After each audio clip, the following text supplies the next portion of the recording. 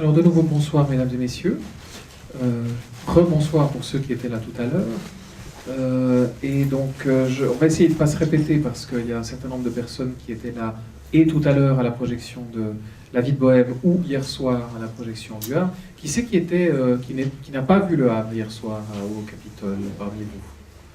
Ah oui, il y en a beaucoup. Bon d'accord, donc je vais me permettre de me répéter un instant. C'est juste de rappeler, désolé pour ceux qui l'auront déjà entendu, et ce sera pour la troisième fois, je vais essayer de varier les plaisirs. Vous rappelez donc que Le Havre, le nouveau film d'Aki Kaurismäki, dont André Wilms est la vedette, en compagnie de plusieurs autres acteurs, mais quand même, lui, la vedette. Il retrouve le personnage de Marcel Marx, que vous avez pu voir tout à l'heure dans La Vie de Bohème, mais évidemment dans un autre type de profession, puisqu'il travaille comme cireur de chaussures. Je n'en dirai pas plus. Film que nous avons présenté en avant-première hier soir au cinéma Capitole et qui sortira dans les salles de Suisse romande à partir de mercredi prochain. Et vous rappelez que le film a remporté hier, à peine, le prix Louis Deluc, qui est l'un des plus prestigieux prix du cinéma français, ce qui est un peu ironique pour un film signé par un cinéaste finlandais, mais qui est quand même un cinéaste finlandais qui admire et aime beaucoup la France et son cinéma, enfin une certaine France, on va dire, la France que vous avez peut-être vue tout à l'heure dans La Vie de Bohème, la France que vous irez voir ou avez vue dans Le Havre, et la France qui n'est pas dans le film que vous allez voir maintenant, You-Ha. Et pour présenter You-Ha, celui qui a fait 4 films avec Aki Kaurismäki, le seul acteur français qui a fait 4 films avec Aki Kaurismäki, on peut dire ça comme ça, qui a joué donc dans La Vie de Bohème, dans les Leningrad Cowboys Meet Moses, dans You-Ha, que vous allez voir maintenant, qui est un film extraordinaire, et bien sûr dans Le Havre. Alors j'ai le plaisir d'accueillir André Wilms, immense comédien de théâtre et de cinéma. Voilà. Bonsoir. Bonsoir. Alors, on ne va pas te demander de raconter de nouveau ta rencontre avec Aki, Non. Mais par contre, quand même, après avoir joué dans La Vie de Bohème et avoir fait un rôle de rocker dans les... Un agent de la CIA parlant français et chantant du rock'n'roll. Voilà, c'est ça. C'est un peu compliqué quand même. Ouais. Dans les Leningrad Cowboys, te voilà embarqué dans une aventure bien différente parce que You-Ha est un film, on va peut-être en parler un peu, extrêmement finlandais pour plusieurs raisons. Et donc tu vas débarquer en Finlande en fait cette fois-ci. Oui, je vais en Finlande, comme je ne parle pas un mot de finlandais, que personne au monde ne parle finlandais à part les Finlandais. C'est une langue absolument invraisemblable, qui ne correspond à rien. Donc il y a à peu près 3000 livres écrits par des linguistes pour essayer de deviner qu'est-ce que c'est, d'où ça vient. C'est un langage très étrange. Donc je me retrouve là-bas, en Finlande, avec des Finlandais, et avec le roman adapté, qui est un roman mythique. Ce You-Ha en question, c'est un roman mythique. Donc je suis allé rechercher la traduction française que, comme tu me disais tout à l'heure, personne ne connaît, L'écume des rapides de Juhani Aho. Et que personne n'a jamais lu au monde. Écrit en 1911. Voilà. Sauf les Finlandais. Sauf les Finlandais qui est là-bas. Donc d'ailleurs, ils ont fait des films, les Finlandais, des opéras et tout ça. Bon, il faut penser, alors on va essayer de situer la Finlande, c'est comme les Zoulous. C'est-à-dire que la Finlande, ça n'existe pas.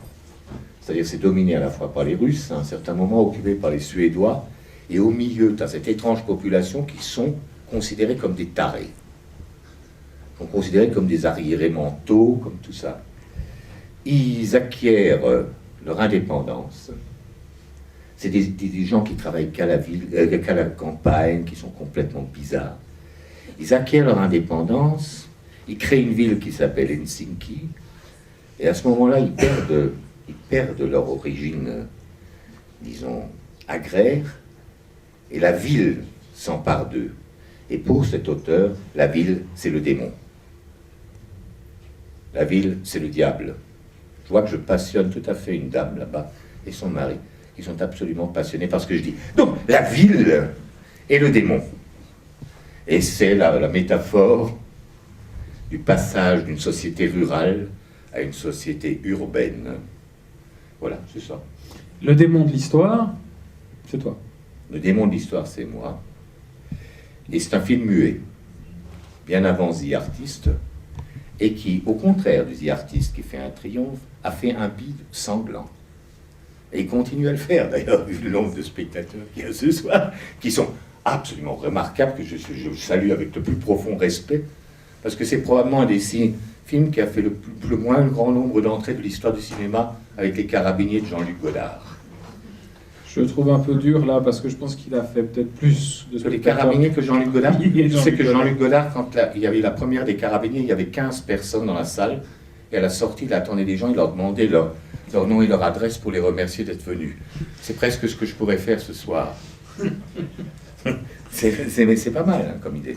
Mais bon, revenons-en à la question du film muet, parce que quand même, à ton avis, enfin, j'imagine quand même qu'il a dû vous en parler sur le plateau, sur le tournage. Enfin, peut-être qu'il disait rien, puisque c'était un film muet. Mais enfin, il disait après, quand il le présentait, que c'était Yuhua est le dernier film muet du XXe siècle, ce qui est sans doute vrai, puisque je dis artiste. On a tourné en 99, ouais. Voilà. Mais en même temps, il a dû vous donner des explications, vous dire pourquoi il a choisi de retrouver la forme du cinéma muet, donc l'intertitre, donc l'absence de dialogue, pour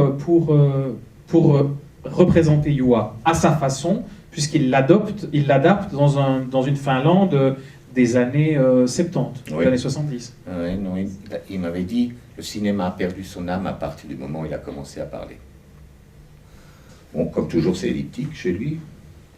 Et il dit le cinéma est devenu du théâtre filmé. Il avait une thèse, et puis il me disait de toute façon, je dois arrêter de faire du cinéma, donc le dernier film que je ferai, ça sera un film muet. Ça, c'était sa thèse, en noir et blanc, évidemment. Et puis il avait un dieu, c'est Murnau. Si ça dit quelque chose, je pense que les gens qui sont à la cinémathèque, ça dit quelque chose. Donc il nous disait toujours Murnau. Et puis, tout le monde parle trop. Alors et là où il a une intuition extraordinaire, c'est qu'il y a un tsunami de surinformation. Si on est tous informés, on regarde 150 télé, on voit 1000 films, on voit 400 trucs, on est dans les musées partout, il y a des images partout. On est submergé par la culture. Et là, je lui avais cité la phrase d'Arthur Cravant, le grand surréaliste, qui dit « Je n'ose plus descendre dans la rue, il n'y a plus que des artistes dans la rue ». C'est assez juste, c'est-à-dire on a trop d'informations, il y a trop de films, il y a trop de télévision, il y a trop de trucs. Et il disait peut-être qu'en se taisant et en faisant des images très très rares, on a une petite chance de survivre. Mais il y a trop de choses, trop de livres, trop de films, trop de moines, trop d'artistes, trop d'acteurs, trop de metteurs en scène. Ça c'est vrai. Mais est-ce que là alors, puisque tu as expliqué tout à l'heure comment tu as travaillé aussi, même si c'est de façon minimaliste comme acteur avec Aki, là, il fallait jouer différemment probablement, il fallait jouer autrement puisque vous ne pouviez pas parler. Comment ça s'est passé? C'est très difficile parce qu'on ne peut plus jouer comme dans le muet. Le public s'y intéresse plus s'il joue comme ça. Hein, le public, ça ne marche plus. Donc il y a une espèce de subtilité à trouver entre le muet et oui, c'est un chemin très étroit. On ne peut plus jouer comme dans le muet, c'est impensable. Donc c'est d'une façon très... C'est lui qui prend en charge notre jeu. Compliqué à dire, mais c'est lui avec les plans qui doit faire que ça soit muet. Mais dans le jeu, en fait, on est assez moderne dans le jeu. Ça y est, on ne fait pas. Quand on voit quelqu'un, tu vois, c'est ce qui est difficile à faire maintenant. En même temps, ce qui est bien, c'est que c'est plus dur de jouer sans parole. Avec les paroles, on peut tricher. Oh, je t'aime, éperdument, est formidable, tout ça, ça marche. Hein. N'importe quel connard, il y arrive grosso modo s'il n'est pas trop con. Mais, juste tu enlèves tes lunettes et t'es amoureux, difficile. Non? Tu vois? Par exemple, c'est extrêmement difficile de capter l'attention de quelqu'un qui parle à son copain. Hein? C'est vachement... Non, vous traduisez. Non, c'est extrêmement difficile. C'est vachement dur. Non, mais je m'en fous de la traduction. Mais c'est ça qui est le jeu. Vous ne devriez absolument pas pouvoir me quitter des yeux. C'est difficile. Hein. Après la traduction. Non, mais c'est ça le muet. Je ne devrais même pas devoir vous le dire. Je devrais être tellement convaincant. Ça va marcher. Alors, on va te faire voir. Vous pouvez me dire, vous avez tout à fait raison. Je traduis et je... Hein? Mais c'est ça qui est vachement dur. Et c'est vrai que c'est dur, hein, d'être uniquement... de traduire des sentiments en la fermant. Un jour, je devrais pouvoir rester ici et devrais pouvoir vous intéresser à moi sans que je dise rien. Ah merde alors. Ben, c'est un peu la difficulté du cinéma muet. C'est vrai, hein. C'est dur. Il me dit, c'est le premier plan, t'enlèves tes lunettes de soleil, tu la regardes, paf. d'accord. Faut que ça marche. Ça marche parfois dans la vie. Hein. Rarement. Allez, les filles. Premier coup d'œil, ça s'appelle le coup de foudre. Hein. Très difficile à jouer au cinéma. D'être absolument bouleversé par quelqu'un juste à travers les yeux. Et après, quand la parole commence, la corruption commence. Ça, c'est une très bonne indication. Dès que tu parles, tu corromps. Ouais, ça va. Et tu viens ce soir et tout. Hein. Pourrait ça sorte. Non, pas. Fini de là. Pas convaincu, ouais. Lui, là, je le vois totalement sceptique, tu vois. Je dis, oh putain, qu'est-ce qu'il raconte? Tu vois, tout de suite, je le lis sur son visage, par exemple. Ça, c'est très intéressant. Mais qu'est-ce qu'il raconte, le mec, tu vois? Non, c'est intéressant. Les visages parlent. Vous avez qu'à vous regarder comme ça. Et tu vois déjà qui se fait chier dans la salle, par exemple. Tu vois, tu te dis, putain, je parle depuis un quart d'heure, le mec se fait franchement chier. Et je peux me démerder comme je veux, tu vois. Et là, la parole m'aide, évidemment. Tu vois, mais tu vois dans les attitudes, dans les corps, et c'est ça le travail d'acteur. Si je devais jouer un mec qui se fait chier, j'essaierais d'éviter monsieur. Non, mais je plaisante, mais c'est intéressant parce que c'est le visage qui me donne. Mais alors, oui, non, mais c'est intéressant. Non, mais c'est comme ça que ça se passe. Tu vois, puis alors là, je sais pas, quand tu as une fille qui est un peu coincée, elle a les pieds parfois comme ça quand elle est assise, tu vois. Alors elle est décontractée en haut, mais en bas, tu vois, les pieds sont comme ça. Et c'est ça qui est marrant à jouer. Et dans le muet, c'est difficile. Les double takes, c'est difficile. Bonjour. Là, regarde, ça c'est dur à jouer, une entrée comme ça. Avec le sac à dos, tous les mecs te disent t'en fais trop. C'est pas possible. Vous voyez que c'est pas facile d'être... J'aimerais que j'ai du public encore la prochaine fois, hein, parce que si tous les grands comédiens qui viennent à la cinémathèque, ça va être dur. Mais c'est pas du tout une critique. C'est pour expliquer que... Non, mais je pense qu'ils doivent se dire... Je veux dire, on est venu voir un film, et tout d'un coup, on va devoir jouer. Et c'est ça qui est fascinant. Ouais, mais Aki Kaurismäki dit toujours qu'il fait des films qui s'adressent à un public émancipé, non pas à des bouffeurs de pop-corn débiles. Et donc, oui, il attend beaucoup des spectateurs. Et le film muet a cette qualité-là, c'est que tu ne peux pas te planquer derrière les mots. Les gens sont obligés d'inventer ce que j'ai dans la tête. Or, si je suis mauvais, ce qui peut arriver, en fait. Parce que je ne sais pas prêt. Donc, ils se bourreront sur ce que je pense. C'est difficile. Avec les mots, je peux toujours tricher. Le visage, c'est difficile. Et par rapport à ce que tu disais justement de la première scène où on te voit apparaître avec les lunettes de soleil, enfin, vous verrez, peut-être que c'est ma sensation, mais c'est vrai que les quelques échanges qui se posent là, qui sont simplement des échanges de regards entre, on va dire, le mari, la femme et l'étranger qui arrive, racontent, grosso modo, tout ce que tu as dit avant, c'est ça. En quelques instants. C'est ça, et c'est ce qu'il disait qui était perdu maintenant, qu'on se noyait souvent les paroles. Il me dit, tu joues le loup de Tex Avery. Quand tu la regardes, c'est le loup de Tex Avery, mais tu peux pas avoir les yeux qui sortent, c'est pas le dessin animé, ça marche pas. Et c'est le loup de Tex Avery, vas-y, donc fais ça, démerde-toi, t'es payé. Et voilà, et ben, tu fais le loup. Non mais il me fait arriver, c'est bien, dans la bagnole et tout. Vous verrez, c'est le metteur en scène qui fait...